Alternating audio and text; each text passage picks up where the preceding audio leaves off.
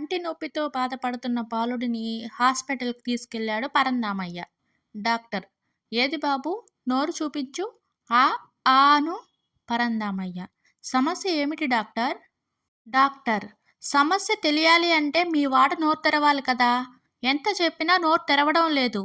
పరంధామయ్య "అయ్యో డాక్టర్ మా వాడు ఇంగ్లీష్ మీడియం అండి. ఆ ఆ అంటే అర్థం కాదు వాడికి." సరళ "స్వామీజీ మా కష్టాలు తీరే మార్గం చూపించండి." స్వామీజీ "రోజూ వంట చేసిన తర్వాత ఆహారాన్ని ఏదైనా మూగజీవికి పెట్టిన తర్వాత మీరు తినండి. అన్ని కష్టాలు తీరిపోతాయి." సరళ "సరే స్వామీ, రేపటి నుంచి ముందు మా ఆయనకి పెట్టిన తర్వాతే నేను తింటాను." భర్త "బేబీ నువ్వు చిన్నప్పుడు పాటల పోటీల్లో పాల్గొన్నప్పుడు రజితం, బంగారు పతకాలు వచ్చాయని చెప్పారు మీ నాన్నగారు. ఇంతకీ ఒకే పోటీలో 2 ఎలా వచ్చాయి?"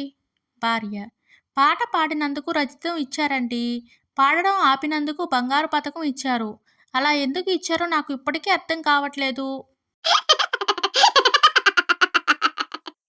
టీచర్ "అరే పండు, నీకు తెలిసిన కొన్ని దేశాల పేర్లు చెప్పు."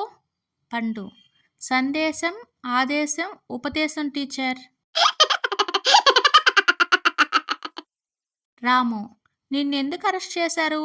సోము "నేను మా వంశపారంపర్యంగా వస్తున్న కులవృత్తినే నమ్ముకుని బతుకుతున్నాను అందుకు." రాము "అందులో తప్పేముంది? కులవృత్తులను ప్రభుత్వమే ప్రోత్సహిస్తుంది. ఇంతకీ మీ పెద్దల వృత్తి ఏమిటి?" సోము "దొంగతనంరా." భార్య రాత్రంతా ఆలోచించగా నాకో విషయం అర్థమైందండి. భర్త ఏంటది? భార్య అందరిలా మనం ఎందుకు పొదుపు చేయలేకపోతున్నామా అని. భర్త ఓ అవునా, కారణం ఏమిటంట? భార్య ఏముంది, నేను ఖర్చు చేస్తున్నంత వేగంగా మీరు సంపాదించలేకపోవడం.